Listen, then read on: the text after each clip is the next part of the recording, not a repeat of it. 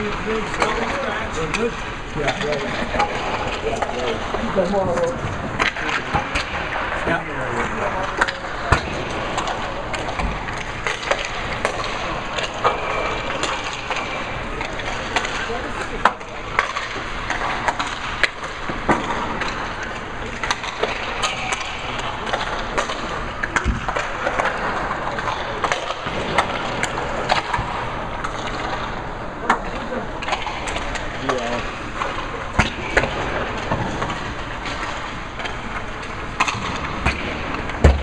Here he comes, you're gonna get him.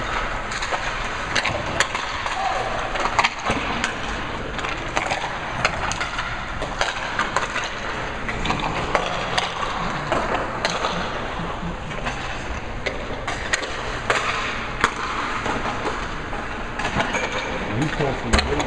He's doing better.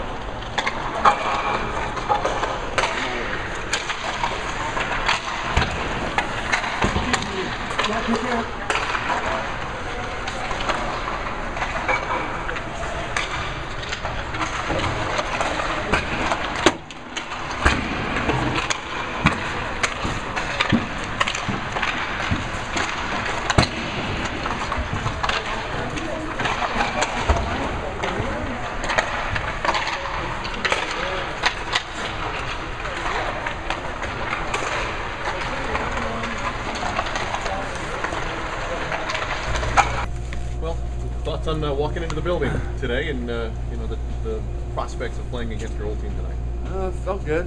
Obviously the nerves are a little high, but otherwise felt real good, comfortable, just trying to approach it just like any other game, but that's obviously difficult to do.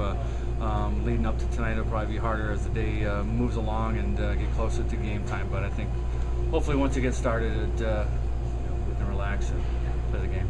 Which of your former teammates do you think you'll hear from chirping on the ice tonight?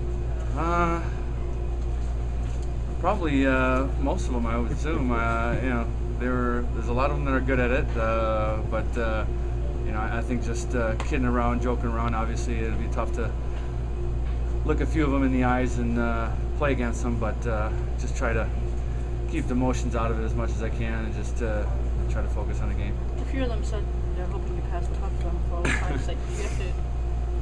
What for that? As long as they don't say, call Mo and call for the puck. Everybody seems to do that, but I hope that doesn't happen. How's it been adjusting to the different styles of play? It's been that's probably been the most challenging part. I think obviously, Mike runs a real high-tempo, fast-paced game, real fast on defense, and equally as fast offensively and transition-wise. So it's been a gear or two up, to say the least, here. So it's been a bit of a transition, trying to get caught up to speed and get a little in better shape. Mike Strange gearing up in the visitors' locker room here. A little bit, and I had never been in there, so I was a little lost at times finding where to go. But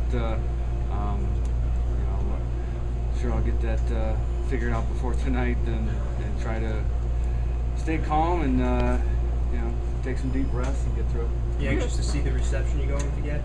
Yeah, a little bit. Obviously, a lot of great moments here, and a big chunk of my life, almost half of it spent here. So obviously some meaningful experiences that we've gone through with the fans and the team here and organization, and trying to build a game of hockey here in Texas and Dallas alone. But certainly should be warming for a little while until they see the Wings, and obviously a bit of rivalry between us two. And but every time they come down here, we played them in the past. Half the building was red. Could you reflect on your role in that building hockey in Texas, not just winning a cup, but coming with this franchise from Minnesota and the role you played in even this building being here?